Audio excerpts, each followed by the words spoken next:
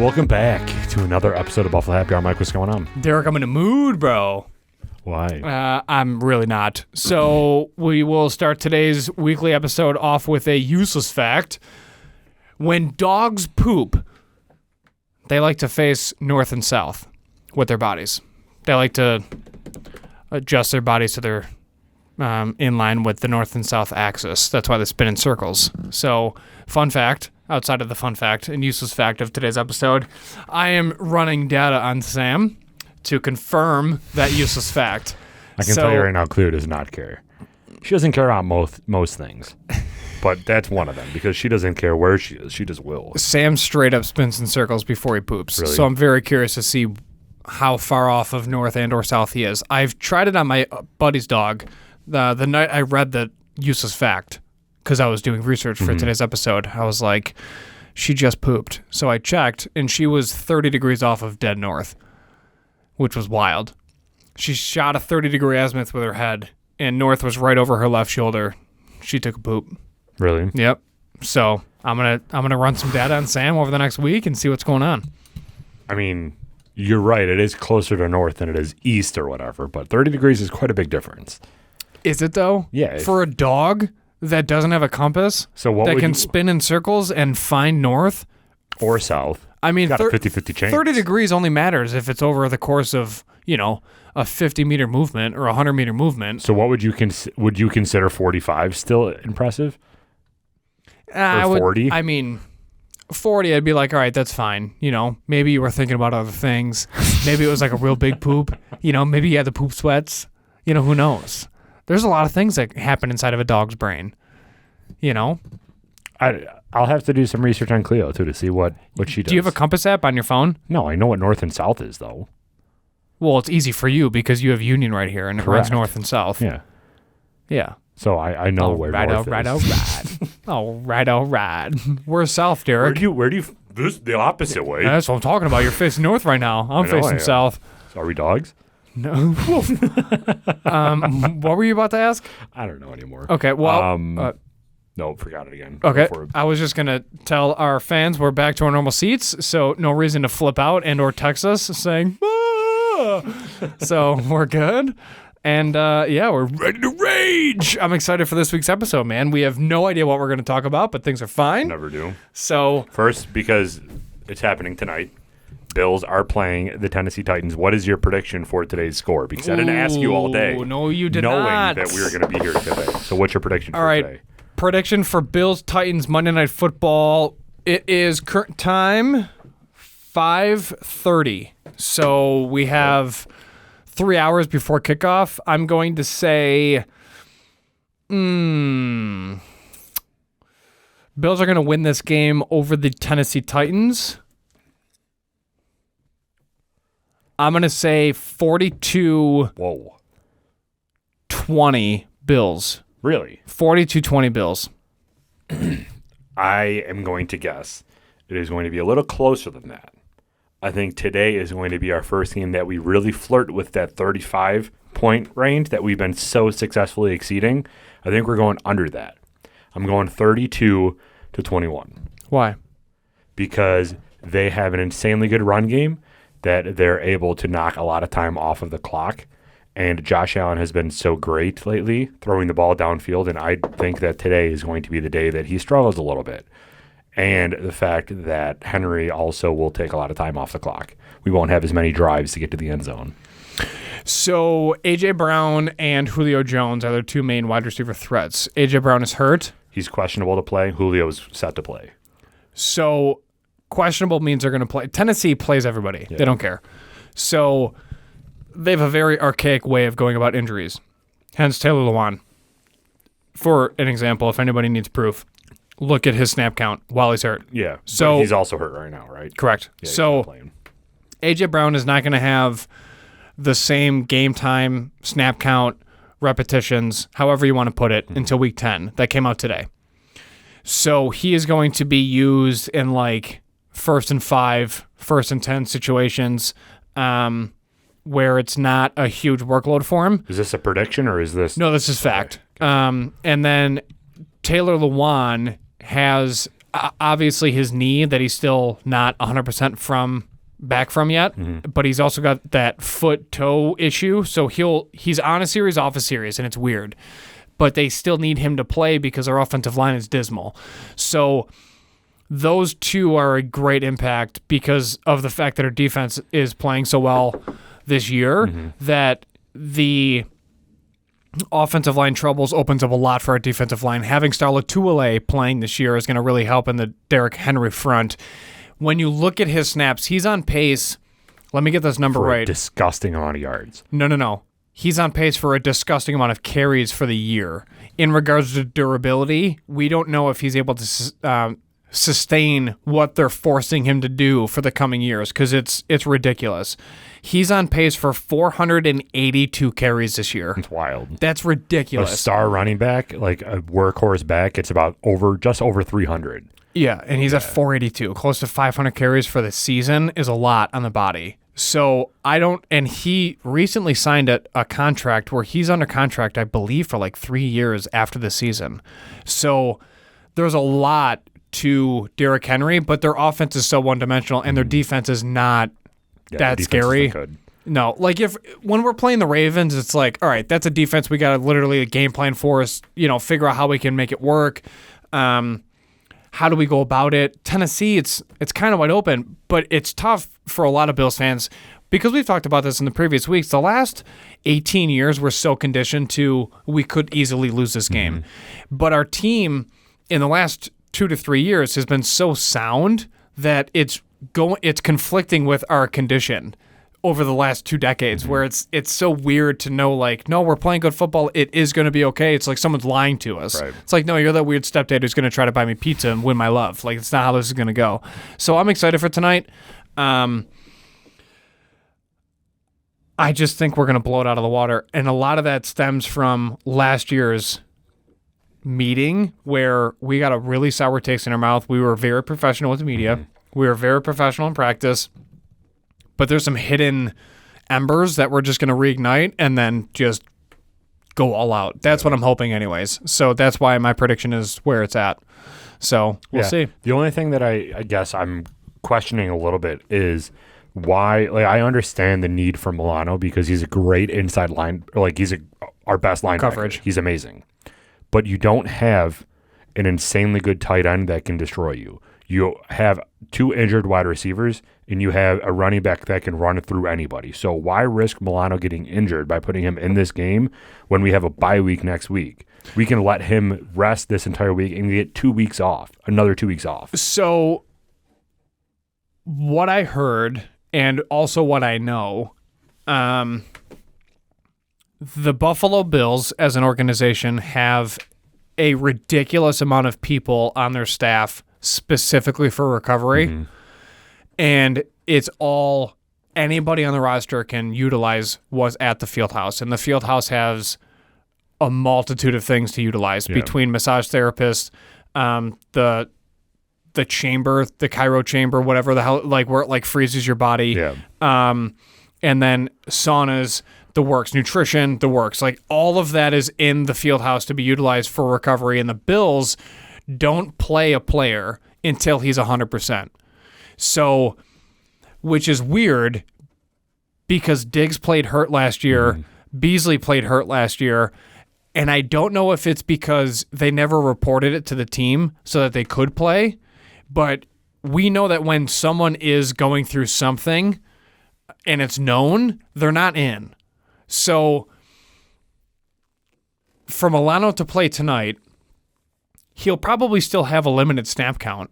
That's what I'm curious to check Tuesday morning to see because our local sports radio is always up on that, which is great because then we can check to see who played how many snaps.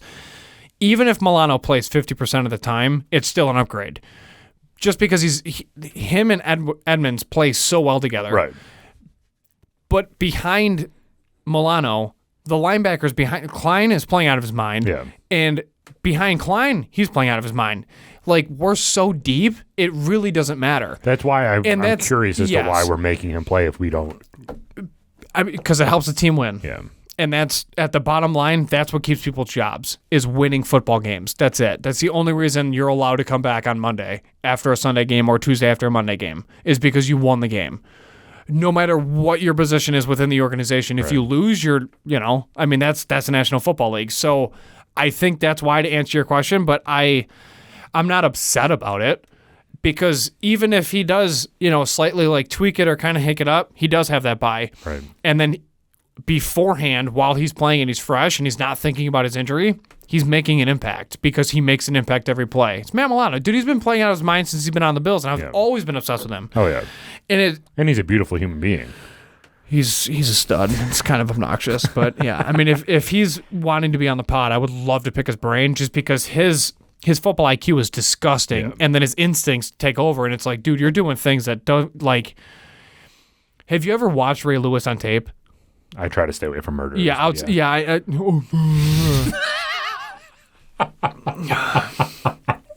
like calling Kobe a rapist. He wasn't a rapist. I mean, Big Ben, on the other hand, different story. He'd never let him in the bathroom with anybody. Oh, right. Yes. Specifically stalls. Shout out Daniel Tosh. If you watch tape, it's wild to me where there's no read step. Because as a linebacker, you always play downhill, right? So your read step is downhill. It's like a half step forward, and then you're always playing the run first, and then if it's passed, then you're just hightailing it, and you're dropping back, and you're doing everything you have to do. But from the linebackers in the league, their read step is with the flow of traffic, but it's always downhill, and then it's always right. Like, their read step is never in the wrong direction of what the play is doing because they're also watching film. So even if the line goes to the left, they're making the read step to the right because they know it's a cutback just because of the formations and everything else. Blows my mind. Mm-hmm. So when you single out Milano and you watch him during the game, he's already 3 yards ahead of the play. And you're like, how do you do this? Like, what? Who are you? Like, dude, it's so cool to watch when you just do this at home. If you're a football fan and you understand what you're watching and you're just kind of like, oh, they got to pass the yellow line. Like, there's more to it. So if you're able and you're at that level. Some people don't even know that the yellow line's fake. Exactly. Oh, I thought they painted that every down. They, just single out one player and watch him for 3 plays in a row and then just watch them react to the ball and the whole offensive scheme. If our team's on defense, it's amazing to watch. Dude, it's so much fun. That's why I love watching football, because people think, oh, I watch football, and you're really just generically broad stroke watching it. When you actually watch football for the X's and O's, it's so much better. That's why I like that behind the quarterback camera angle that they have, because the side one, you can't really see too much. Yeah, unless you're looking for specific things. But behind the camera and then up on top, going down, the nosebleed seats down, that's a ticket, man. Because then you got the whole field, and then you can watch all the coverages, and you can see how people are lined up, and then you can see the fake, like, oh, we're going to blitz. Yeah. Nah, just kidding. Like, that's so much fun to go over. But not everybody is able to, articulate and understand what they're saying. Nor care. There's a lot of people that don't care. And they just want to watch it just for the touchdown. Yeah, I want my team to win. Yeah. So I can just get blitzed on Bud Seltzers and then Bud Heavies after. And have an excuse, yeah. Yeah. The Bills won. All right. Relax, Renee. Yeah, right. I got my Zumbas. Oh, my God. Maria, I lost you. Like, no, you didn't lose her. She got arrested because she was driving drunk on Abbott. You're all disasters. But yeah, it's exciting. So, all right, weekly recap. What did you do? I don't even know what I did. What is that thing? Yeah. It sounded like a sump pump. I was like, what's happening? All right, let's go to our calendar. No, I don't care. I've been scheduling a lot of stuff. You've been scheduling a lot of stuff. That is very true. There is 1, 2, 3, 4 episodes coming up, 2 in 1 week. I'm surprised you did that. Yeah. You hate when that happens. But we need a backlog again. I know, it's true. I don't like stressing out. Yeah, I'm with you. Okay, so Thursday night, went to the warehouse. You went to the what? I went to the warehouse. What's that? It's a restaurant in Hamburg, right off the 90. Never heard of it before. You never heard of the warehouse? Oh, yeah. Okay, right off the 90. I gotcha. Yeah. Yeah, how was it? Okay. Perfect. If they took 6-inch spiral duct from KeyBank Center, that's where the Sabres play, and installed it all the way to the warehouse for crowd noise. That's how loud it was inside the warehouse. I've never been in an establishment for a sporting event where it's so loud you barely can hear the person sitting next to you at the bar. What was there? The Sabres game. It was the first game of the year. Sabres beat the Canadiens 5-1. There's 5 more people there than there were at the arena. No, surprisingly. A lot of I mean, warehouse was quiet, but their TVs were not. Oh, I gotcha. So loud. And I'm with 2 dudes with tinnitus. So they're like, huh? Like, why are we, like, can we just go outside? Like, we literally don't care about the Sabres. Like, what? It's great if they win, but there's no hope. And then all of a sudden they're, like, doing really well this year for the first 2 games. We're 2 games in, and we went to a shootout for one of those games. Well, it's not about the end result. Like, we're actually playing motivated. We're playing as a team. We have control of the puck. We spend more time in the offensive zone than the defensive zone. There's, like, it's a whole different team. Right. And the whole style of play is different, which is fantastic. So from last year to this year, way better. Is Okposo our captain? Yeah. Or no? Because he's one of them the other day. No, I thought he was a captain. I didn't know he had an A. I thought he had an A. It might have been an old picture of him. Yeah. But I like him. But anyways, we went there. For those that don't know, the warehouse is known for beer. Are they? I don't know that. Yeah. They got like a bunch on tap. It is what it is. Derek, you know this. I'm not obsessed with going to a bar and drinking beer. I've never heard that before. I feel gross after beer. I'm not a massive beer fan in regards to the after effect. Like,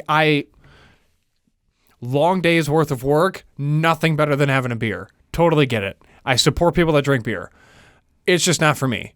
In the grand scheme of things, on a holistic approach, I'm a whiskey guy. So for me to go to the warehouse and they just have the well of the well in regards to spirits, it was very hard for me to sit there for multiple hours, which ended up being the entire Sabres game, and socially drink because I had one option and it was Jameson. So, of course, the girl who's the bartender is like 19, Botox already done. Yep. And she is like, what do you want? And I go, okay, take the bottle of Jameson, pour it into a rocks glass for like a single and a half size shot. Put nothing in the glass. No ice, no stick, no straw, No stick. nothing. I don't want a napkin. I just want you to pour Jameson into a glass, hand it to me, and I'll be fine. And she's like, okay, that's $6.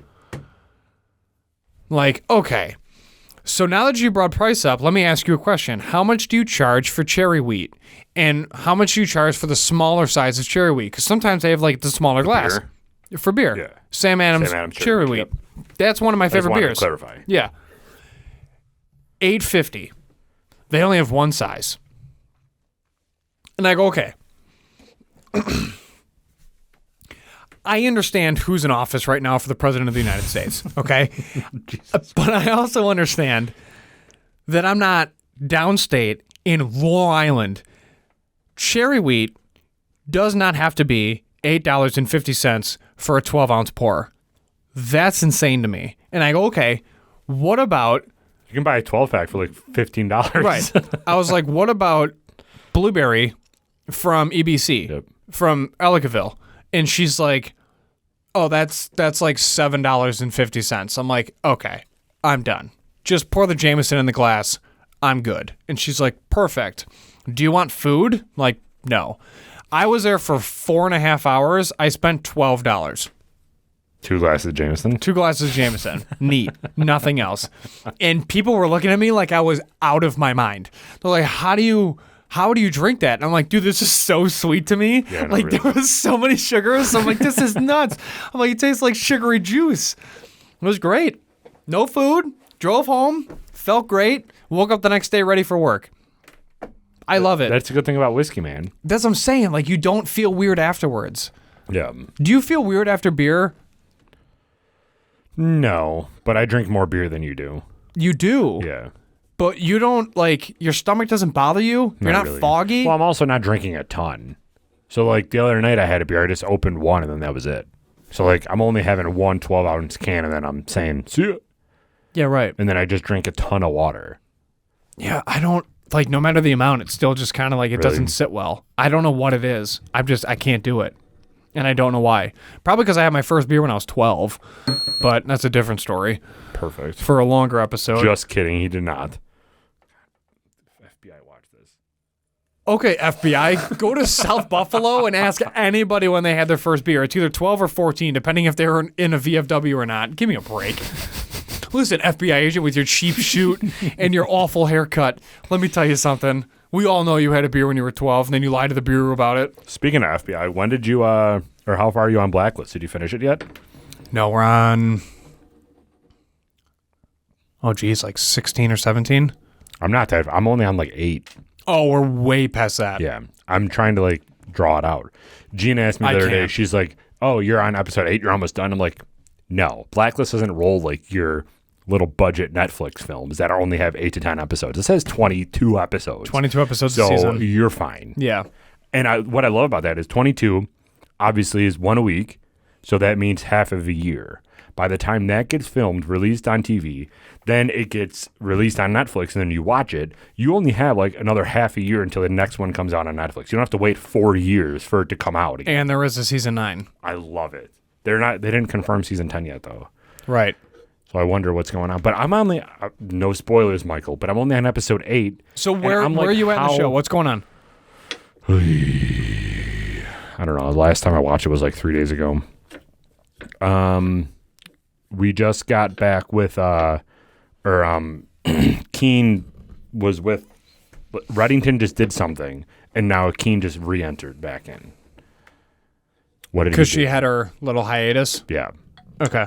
I got you. So there's... But I'm like thinking to myself, because I don't want spoilers, but I'm thinking to myself, can they really do a 9th season?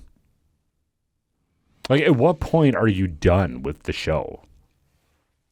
Keep watching.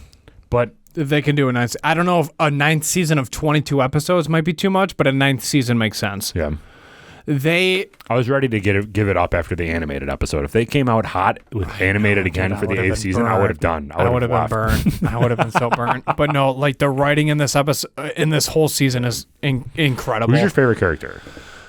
To look at, or we got to talk about celebrity crushes. I love Keen. Keen oh my God, she's skyrocketed in my celebrity crushes, and Colleen knows it. And I said, "Sweetheart, you got this thing on my hand, but let me tell you something. One mistake." No, I love her. Megan Boone is so cute. Yeah, In for later, so many reasons. yeah, but dude, now like, Oh, yeah. now in the season, she's like, her character's different. And she's literally adorable to watch. Yeah. And you giggle when she like makes jokes now. Yeah. It's weird. Have you and Colleen talked about like hall pass people? Yeah. So for her, it's like Zac Efron. I mean that's my hall me pass too. too. Yeah. It's like, tell me something I don't know. So yeah, and he just released a photo on Instagram for his birthday with a dog in the ocean, and he's just like chiseled. I was beautiful. like, sweet, cool. Yeah, I literally I would try to milk you, like Meet the Fockers. For me, Emma Watson's up there for sure. I love Emma Watson. I always have. And then there's a couple others, but yeah, I mean we've had many sit down conversations. But yeah, what about you? Hers will always be Bradley Cooper for more reasons, just because like he speaks French too. Nose gets in the way. Well, so does mine and Gina's. So really, not much to say there. Whoa! Parents watch this, bro. But yeah. So Bradley Cooper's hers because he can sing, he can speak French. That's everything that I'm not. So yeah, that's 100% hers. Mine is. Have you ever seen the show Designated Survivor with Kiefer Sutherland? It's a really good show. It's about there's these members of Congress and they have a House meeting, I think it is, and they designate one person to like not be a part of the meeting just in case a bomb goes off and they need somebody to take over to be president, and that's him. And he's the Department of or home like the housing organization or something like that. And he takes over. My list. Yeah, he takes over. He's an independent, so it's a really cool show because he's a registered independent, so he has to battle both Democrats and Republicans for a lot of their what they want to do because everything's politically driven. But it's a really good show. But the lead girl in there, her name is Italia Ricci. She's Italian, obviously, but she's smoke. I like plain Janes. So like Anna Kendrick is up there for me. Oh, yeah. Emma Watson, obviously. Megan Boone. Like, you don't need to wear a lot of makeup. As long as you got that bone structure and you're just like beautiful, that's it. That's all I need. Yeah. That's all I need. It's crazy. But yeah, so I just hope that they can continue it for this rest of the season and still keep my interest for next season. Because even right now, I'm like, all right, how much more can Reddington escape this? You know, it gets so good though. Yeah, I get good. Aggravated. So the other day we watched Halloween Kills, the new Halloween movie. Okay. And I like scary movies. I know that you don't. Right. But if anybody's watched the Halloween movies, at some point in your Halloween career, you're like, all right, I understand the premise of this is that this dude never dies, but you literally shoot him in the face and he doesn't die. Like, I'm done with this series. I'm not watching the next one that comes out. I don't care how good it is. I don't care that Jamie Lee Curtis is still doing this at 175 years old because she's been doing it since she was an infant in this stupid series. I'm done with it. It doesn't make any sense how this dude is still alive. And to me, Gina was probably getting aggravated with me because we were watching it. And I'm like, they literally set the house on fire that he was in, and the firefighters go in. Like, this is the first 5 minutes of the whole movie. The firefighters go in to put out the fire, and he's just standing in the flames. I'm like, dude, this isn't a superhero movie. You're a dude that kills people. There's no way that you don't die. And then after that, I'm like, I'm done with the show. So I sat there and I watched it, but I wasn't like thrilled about it. And I'm not going to watch the next one. I'm not going to turn it off while Gina's watching. I'm done. Right. I'm just not going to watch the next one. That was the dumbest movie I've ever seen in my life. I'm just kidding. There was a super terrible movie. I don't even remember what it was called, but I went to the movie theaters to watch it, and it was the most pointless movie. I left the movie theater visibly angry because of how terrible it was. I got to find the movie. It was so bad. I demand my ticket price back.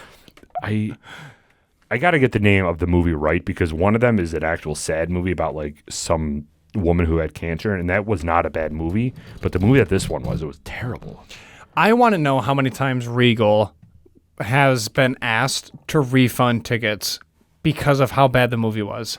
It has to occur. It has to, yeah. Has to. All right, so it definitely wasn't this movie.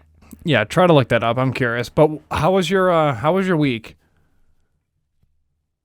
It was okay. I didn't do anything crazy, I don't think. What did I do? Oh, I lied. It was really good because we had our engagement shoots. I couldn't say that was okay and then announce that I had my engagement shoots. I would not hear the end of it. Old ball and chain. I'm just kidding. So it was good. The engagement pictures turned out really good. It was super hot that day, and we wanted to do a fall theme. It was like 80 degrees, and today it's 45. So my heat broke, too, just so you know. That's awesome. What are you talking about? Yeah, I know. Mark's coming over tomorrow to look at it again. He's like, everything's under warranty. Don't worry about it. But, yeah, let's figure out why it's not working. Oh, my God. Dude, I've had terrible luck with this stupid furnace. But anyway, we'll get to that. But anyway, so we did the photo shoot. It was 80 degrees outside. We wanted to do fall. Gina got this beautiful dress, and I'm wearing sweater with a long sleeve shirt underneath and pants. I'm like, I got like 10 minutes in me before you can visibly see all the sweat marks. So we got to get going here. There was 2 places that I really wanted to shoot in. I completely understand. It was no trespassing. But I really wanted to shoot in them. But we didn't. And I got to go back and take some cool pictures with our cameras because those no trespassing areas were sick. But our photographer is amazing. And she got some crazy... She actually... Never mind. Not going to go there. But she is a great photographer. You probably knew where I was going with that. And she knew all about like different focal lengths and everything to do different shots and everything like that. It was a really cool... Did you nerd out with her? Yeah, I did. Okay. I'm like, what focal length are you using? And she's like, are you a photographer? I'm like, kinda. No, but yeah. So it was cool to talk with her about it. But she did an incredible job getting some of like the ring shots on flowers and all that stuff. And just making Gina...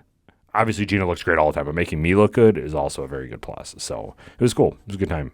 It's exciting, dude. Then after that, I didn't really do much. I watched the Bills game, watched the Sabres. I watched part of the Sabres game, and then I switched to the Bruins game because that was more exciting. And, yeah, that's it. What about you? What'd you do? I have to resort to my calendar because I'm a disaster. I had a work sales meeting at Imperial Pizza. Nice. That was bomb. Their pizza logs are mint. The Thursday I went to the warehouse. We talked about that. And Tuesday we had the interview at Hatchet and Hops. That was fun. Yes, right? I agree. I threw out a rib. I agree. And Monday we had the interview at Marble and Rye. I agree. Yes. So, yeah, 2 interviews back-to-back, long days. I don't think a lot of people understand what it means to work a full-time job, but then still podcast on the side. Correct. Where you work literally 15-hour days, multiple days a week. It's exhausting, and the weekends aren't long enough. I just talked to my boss today because I told him, I'm like, listen, we were talking just randomly about how everything's going at work. And I'm like, great, but you know me, you joke around that I take a lot of vacation days because I have a lot of vacation days to take, but I really don't take that many. No, right. In reference to my total bank that I have. So now we're coming up on the end of the year and I still have 3 weeks to take of vacation before it runs out. So I told my boss, I'm like, I'm going to take off every Friday from here until the end of the year because I can't do anything else. Like, I can't just take a week off. I have a ton of shit to do. Like, I have to stay at the office, but now I'm stressed out that I'm not going to take all my vacation. So I'm just going to take every Friday off from here to the rest of the year. And he's like, no, it's a really good idea. I've been talking with the bank to see if we can do or I might bring this conversation up again to see if we can do 4 10-hour work days and then just have Fridays off from here on out, every week. I'm like, dude, you don't know how much you just spoke to me because I love that idea. Speak to me, fine sir. Yes, let it rain. Because it works. Just talk to him like Nicolas Cage. I hate him, so I wouldn't. But there's so many days that I work 10-hour days, 12-hour days at work and then do the podcast after that. It would be so nice to have a day off where I can just literally edit instead of being up all night editing. Mm-hmm. It would be so nice. I mean, knowing you're probably going to get it. I hope so. That'd be cool. Yeah. But yeah, that's where we are. Your boy Nicolas Cage calls glasses ocular lens devices. So how can you even like him? Nicolas Cage? Based off of that sentence, how can you like that man? Oh, all right. One of the first movies I watched growing up was Gone in 60 Seconds. So I obviously fell in love with cars because of that movie. That, as well as Fast and the Furious, changed my life. So growing up... Why is there such a bad reputation on Fast and Furious? Because they took a stance with having every movie outdo the last movie. So now that they're so deep in with 9 movies that came out, it's like, what else are you going to do? Because you've already done 9 movies. So now it's to a lot of people, too extreme, over the top, whatever. What true Fast and the Furious franchise fans appreciate, outside of the jokes that come with it about the whole family aspect, is that they never lost the original storyline from the first movie, and they're answering questions in the 9th from the first movie. Yeah. And they're literally bringing it all the way back to fill all the gaps where in the 9th movie they literally told you why the 3rd movie existed. That is why people still watch the Fast and the Furious and why people still like it and wait for the next one to come out, but there's only 10. So knowing that it's going to be all wrapped up in the 10th movie, dude, that spanned 20 years. Yeah, but even in the 2nd and 3rd, people were dogging it. Yeah, I don't know why. Well, a lot of it was... Because cars? No, because it didn't really make sense. And you have to remember, too, it's the whole point of the movie. Right, but you have to remember when the first one came out, that changed everything. That changed cars, that changed modifications, that changed the underground scene. Decals on cars were huge after that movie. Like, the generational impact that movie made is for the ages. Right. When they came out with the second one that didn't really speak to the first, people got upset because it was almost disrespecting the first movie and the impact that it made. And then when the 3rd one came out, it made no sense. And they're like, this is dumb. Yeah. Then the 4th one came out and it kind of brought back the 1st and the 2nd in a way, but it really just spoke more to the cars and that whole storyline, which was kind of cool. But now now, I would say since the 5th movie, it's literally just been about the storyline. Then you had the tragedy with Paul. When Paul left Earth, right, that changed the entire dynamic of the franchise. And I'm speaking to it as like a diehard fan because I will never talk bad because that movie was like, I mean, the whole franchise is incredible to me. When they tied things back in, like I laugh at all the jokes because I have an awful sense of humor. But when they're still tying things in to the 1st and 4th movie and it's just like it never lost its core, that's why people still love it. Nicolas Cage, on the other hand, which was your first question. I want to talk about Fast, though, still. We can. But, like, dude, he was in National Treasure, which was great. Just from, like, a conspiracy standpoint alone, people love that. And it's like when you watch any thriller, any movie where it's like a riddle to try to figure it out. It's a thriller, and you're like, this is amazing because you want, like, once you get to the end of the movie, you want to have all the questions answered. Similar to Saw, similar to Law Abiding Citizen, National Treasure, Da Vinci Code, all that. Like, it's a journey. Yeah. And you're excited. But I think they could have picked a better actor, though, to play these movies. I mean, dude, he's so bland. I just can't stand him. How do you feel about the 1995 classic Waterworld? Never seen it. You've never seen Waterworld? No. Dude, Kevin Costner, man. It's a great film. You got to watch it. I'm good. No, you got to watch Waterworld, but for Fast. With you being a Fast fan, do you like that they got away from underground racing? They did, but they didn't. But they did, though. That was the whole part of the movie for the first 5, really. In 7 and 8, they still have underground racing. Yeah, but it's such a small aspect of it. You bring in these A-list actors to come in and just do cinematic fighting scenes that never existed. From a guy that got into Fast and Furious because I loved cars, seeing where they took the franchise bothers me because it's like the round around he sees. Yeah, now you got The Rock fighting with Jason Statham, throwing him off buildings. It's like this isn't an act like. It's not a fighting movie. It's not an action movie. Let's get back to cars and like modifications of old 1994 Eclipses and like Mitsubishi Lancers and Subaru WRXs. Like that's what Skylines. I liked about it. Yeah. But now you're bringing in like, I don't know. It just bothers me now. They still add, you have to put a lens on and you have to kind of see the forest through the trees, right? Like there's going to be that. And that's what brings the money in. But at the root, they still have supercars and hypercars. They still have cars with mods, and anybody that knows cars will pick that up, which is cool. But then again, you still have to have a filter on that because if you know cars, you know how fake some of the stuff is. Absolutely. Where, they upshift for days. They have a runway that's the longest runway in the history of the world. Yeah. They downshift for days. Like nothing makes sense. There's no gearbox that would do that. And then if you actually look at the cars for themselves, like the set kit cars, they're horrendous. Mm-hmm. And they're literally made for the shot. They're not made for the performance.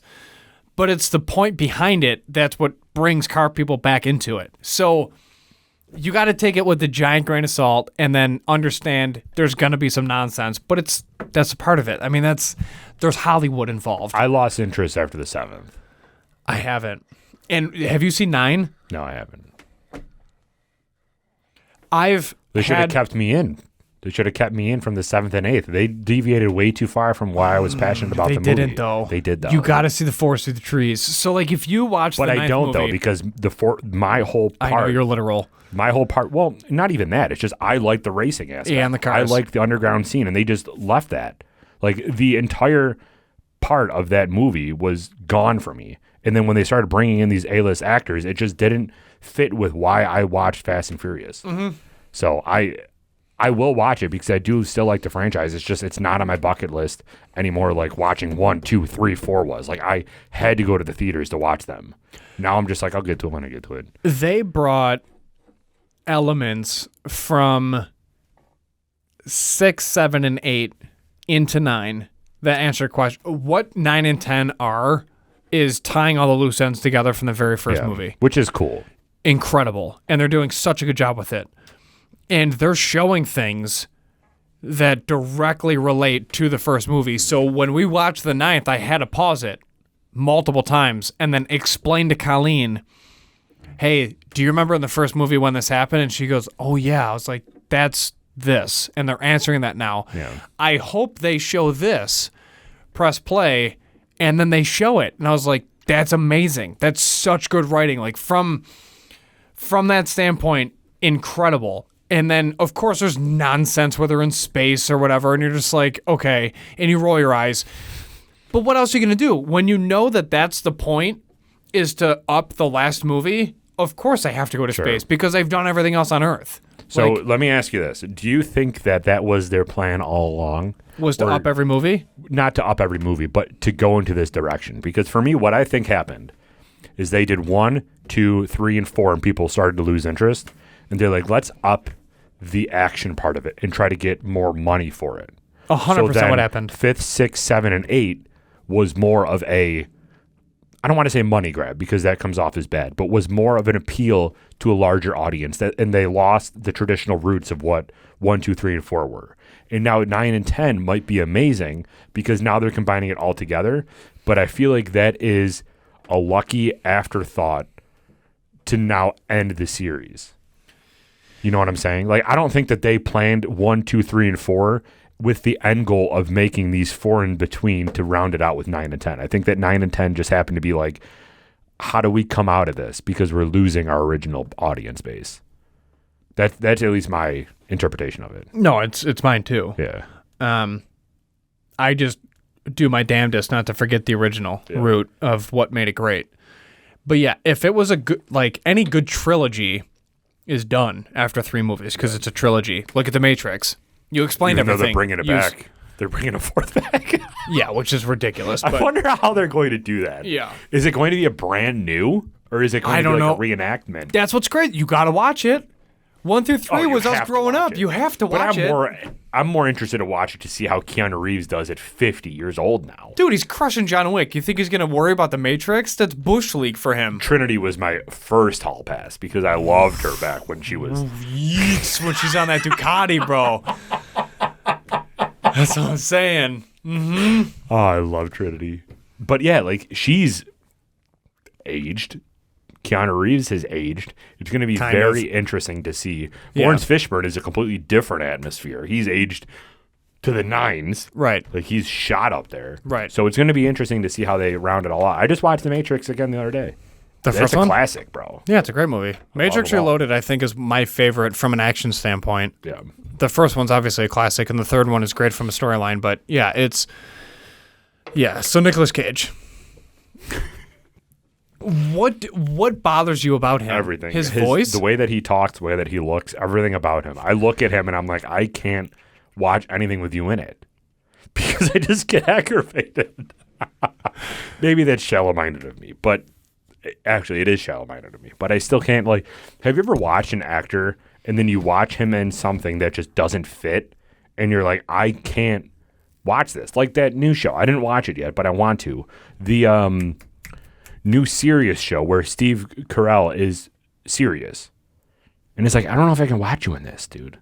It also doesn't help that you've watched The Office on a rerun for the last 7 years. But that's how I know him. And now I know Nicolas Cage is this like weirdo that I can't watch anything with serious Nicolas Cage in it. And then I see scrolling through Netflix because he's all over Netflix of him in a different action pose with his long hair blowing through the wind. And I'm like, dude, I just can't with you. Have you seen Con Air? No, I haven't seen any Nicolas Cage movie. Dude, I refuse to watch every single Nicolas Cage movie because I just don't like him. Do you like John Malkovich?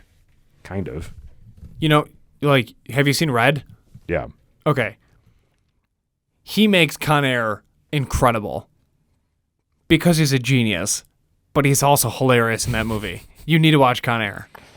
It has Nicolas Cage in it. I can't. Yeah, but can't do it. You have to. Is Nicolas Cage the main actor? It's debatable. Yes, but it's debatable. Dave Chappelle's in it. What actor can you not stand? Do you have one that you just can't watch anything with him in it? Or her, for that matter? That's a really good question. Because I feel like I crap Not on a lot really. of people, and you're just like, I'm here for it, man. Yeah, I don't have one person that I just can't stand. I mean, Joe Biden's not an actor, so I'm just kidding. How do you feel about Let's go, Brandon. All right, what? Let's go, Brandon. Come on, man. Come Stay on, on task. I had a really good question. I just lost it because I was laughing at you laughing. Damn it.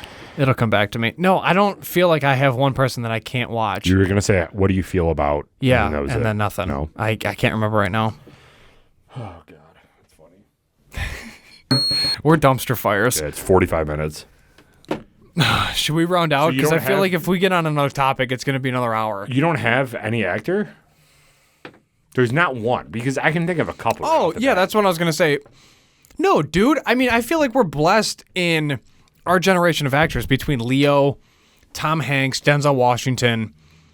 There's so many good Russell Crowe, so many good movies that they were a part of and or in. Nicolas Cage, classics. You know, even Ashton Kutcher crushed it. I mean, there's a lot of good actors, but That's there's what I'm also saying. some bad ones. Like too. who? Nicolas Cage. Who else? I also can't stand Seth Macfarlane. Yeah, I don't have an issue with him at all. Well, but I you also like love Family him, right? Guy. Yeah. His jokes are incredible. I just don't. I think that he's. Even Dane Cook was a good actor. Yeah, I do like Dane Cook, and I feel really bad for him. He's fine now. Yeah, he made but his money back. Yeah, but he got destroyed by his brother. You know how hard that has to be to have your brother steal literally everything that you've worked for your entire life. Question. Yep. Question. If you met, name a comedian that you would like to go see this week. Jesus, this week? Like if they were in Buffalo, you're just like, oh, I'm super excited to go see them. Bill Burr. Okay. What if meet and greet after the show? What would you say? I have no idea. You can't put me. I love Right? Bill Burr to the core that I couldn't just have that type of a conversation with him. I thought about I would this. come off as like, Yeah, hi. I would. Yeah, I would probably shit myself. Yeah. I want to talk to his brain off about everything. Like, dude, There you're was- a pilot? I know. There's specifically a helicopter pilot, which is nuts. I'm seeing Tom Segura this year, and I thought about it. Like, if he does a meet and greet, I don't know if he is because he's doing a theater. Yeah. But if I have the chance, I know what I would say to him. What would you say? I'd shake his hand, judge him for the size of his hands and his handshake. Naturally, as a man, that's what you do. But then I would say, great job tonight, and thanks for just always being a normal dude. Because that's so fitting of Tom Segura. Yeah. Between his podcast, his special, like he's never changed. And he still talks about when he played high school football. And he's never, that's why I'm excited to see the three guys I'm seeing. Bill Burr, Theo Von, and Tom Segura are the most down-to-earth dudes ever. Yeah. And I would realistically say that to all of them.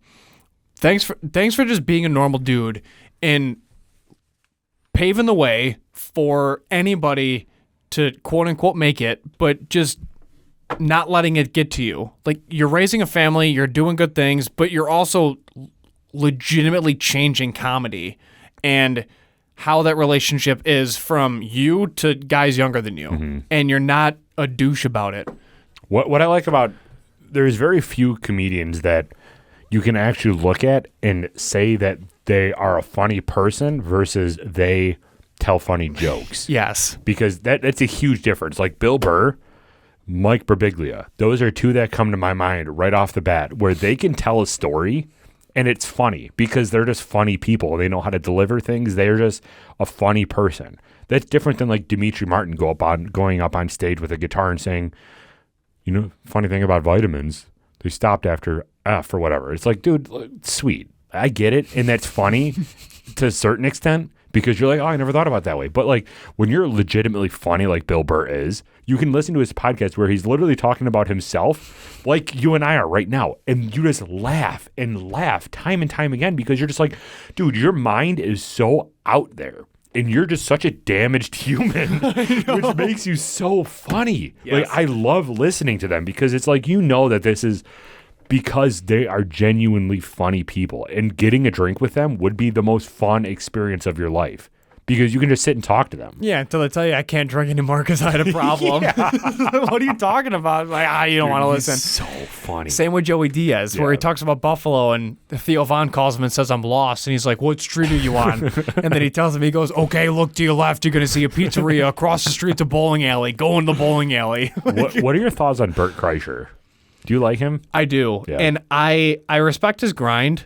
And he's another guy where, yeah, he's a dumpster fire. Drinks 2 gallons of Kool-Aid a day, thinks he's being healthy, drinks a ton, but he's still super humble, where if he gets a compliment from Chris Rock, it rocks his world. Yeah. So there's those elements.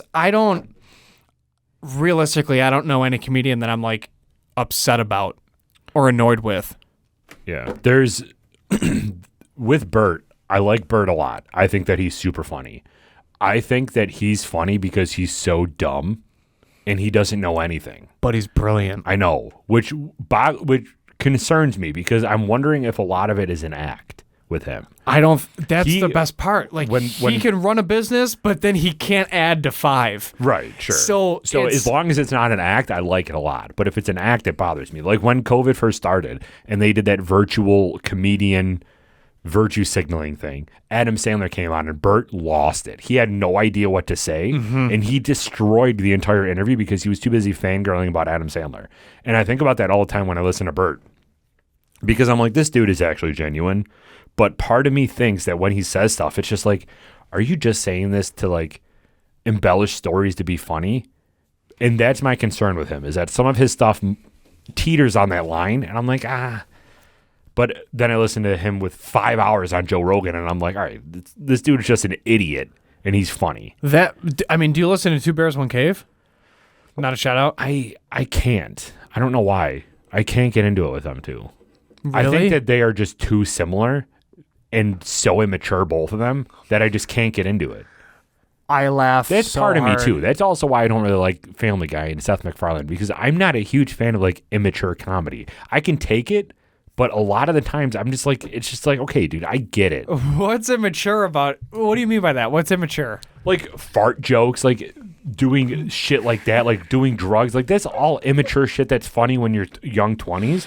I don't find that funny anymore. That's why. I find it hysterical. I mean, to like me, sex comedy's jokes, comedy. I can't do that either. Like that's why, no shade at all, but that's why I cannot listen to female comics, because all they feel like they can do is just talk crass shit. And I'm like, I don't want to listen to you swear and curse about your sex life. That's not funny to me. Nikki Glaser does nothing for me. Yeah. I'm with you on that. I'm literally does nothing for me. Amy Schumer, yeah, who also steals jokes. She's a disaster. Like there's so many female comics that go that route, and I just can't get into them because of that, because I don't like that immature humor at all. Mm-hmm. So that's why Two Bears, One Cave, like even Segura's podcast, Your Mom's House, I can watch most of it, but when he starts like doing, like when he pulls up the website and he's watching videos, like I'll get a chuckle every once in a while, but I'm like, this is dumb. Like this isn't comedy. This is you watching something that you think is funny, which is awesome, but I just don't find it funny. I know you're the complete opposite with that, because you love immature humor. No, I mean, there's times where I'm just like, it does not, like Anthony Jeselnik's podcast sometimes does absolutely nothing for me. No, I hear you. So I get that. There's merit to that. However, Family Guy to me is hysterical because they get sued every episode because they insult so many cultures, and it's always spot on. And that to me, I will never not laugh. Like Walt Disney outright, everyone knows, hated Jews. Yeah. And Family Guy has a scene where he shows up after he's frozen and goes, "Are the Jews gone yet?" And they're like, "No." He goes, "Freeze me again." Like that to me will always be fun. It's just dark funny, humor. But like I humor is can't funny watch to me. it for hours. Like South Park, I can't watch that for hours. I'll watch 2 episodes, I'll laugh, and then I'll shut it off, because it's just like, all right, there's only so much I can laugh at right now. I'm too damaged as a person. I can't continue watching someone else be damaged. But then you're able to watch The Office on repeat. Yeah. And same with Parks and Rec. Yeah. And that confuses me. Like, I'm good for, 2-3 episodes, then I'm like, okay. Plus, I've already seen them. Right. So I'm like, okay. Well, that's the thing. For The Office and Parks and Rec, it's never a sit down because I really love this show. It's more of background noise. Yeah. And a lot of Parks and Rec is because I can relate so much to Ron that's why I laugh, is because it's crazy that this person, 1, is the complete opposite in real life, for the ideologically complete opposite, but 2, that they made this person so closely related to me that it's shocking, and I find it funny. So that type of stuff, I can see why it's a little confusing as to why I like that so much. But I don't think that's super. A lot of those shows, like Office and Parks and Rec, you have to think for that comedy. Mm-hmm. But like South Park, you don't have to think, because they just literally bring someone from a like culture and they just make fun of them. Like, you don't have to think about that. Family Guy, you'll miss a lot of Family Guy unless you know exactly like the stereotypes and what they're talking about, which it's a whole different ballgame. That's funny. All right, everybody. It's been an hour. We appreciate any and all support. If you are new here, we are the Buffalo Happy Hour, and we release 2 to 3 episodes a week on our YouTube channel. If you are not on our YouTube channel and you would like to watch our weekly episodes, feel free. Same with our interviews and our Wednesday Whiskey Reviews. Those released on Wednesday. Special interviews released on Fridays on our YouTube channel at The Buffalo Happy Hour. We are on Instagram at The Buffalo Happy Hour 12. We are on Facebook at The Buffalo Happy Hour. We don't use Twitter because it's Twitter. So we appreciate any and all support. We are gaining subs, which is great. We have to meet our minimum, and then we can start enjoying some more benefits of YouTube in regards to posting and growing our channel. So we're pumped for that. This has been episode 109. This is 109. We might have to revisit Twitter. No. I've got a growing respect for Jack Dorsey. The Twitter CEO? Yeah, more than Mark Zuckerberg. If you really think and you drill down, we should do an episode on them. If you drill down who those two people are as people and what they believe in. Communists? Just kidding. Jack Dorsey is 100% free speech. It's the company itself and the reputational damage that Twitter would get, which is why they regulate so much. Dude, his website is now porn, basically. Chicks can do whatever they want on there. It's wild how unregulated that is, but from a reputational standpoint, the far outside political ideologies are banned because of the reputational damage that it caused the website. I like Jack Dorsey more as a human than I do Mark Zuckerberg. But anyway, that's a topic for a whole nother day. But if you want these topical discussions immediately, you can join our Patreon because we release the Wednesday Whiskey Reviews and the episodes a week early. So go to our Patreon. We currently do have patrons. We're thankful so much for you guys. You guys are our tier 1 Buffalo Happy Hour crew. So thank you so much. But if you do want to join, that's patreon.com/Buffalo Happy Hour. You get the weeks or the episodes a week early from a Wednesday Whiskey Review and an episode standpoint. The interviews, we don't release a week early because, one, we're mostly scrambling to get them uploaded in the first place because people cancel all the time and we can't guarantee that they would be up a week early or have the content for it to be up a week early. That's why we control what we can control and release those two a week early. But we also on our website have a ranking of all of our whiskeys that we reviewed. We recorded today our 89th and our 90th whiskey that we've reviewed so far. Whoop, whoop. That's wild. Sure is. It's a lot. It's actually wild how much non-whiskey we reviewed. I wasn't prepared to look at that. We've done 20 non-whiskey reviews. Yeah, I was counting and I'm like, we've done this many? That's why we got to keep drinking whiskey. Correct, which is never an issue. But thank you everybody for joining. Please remember, if you do try any of the whiskey that we've done or drink while watching these episodes, which we do encourage if you're of age, please remember to drink responsibly, be a good person. And Michael. Do not litter. We're out.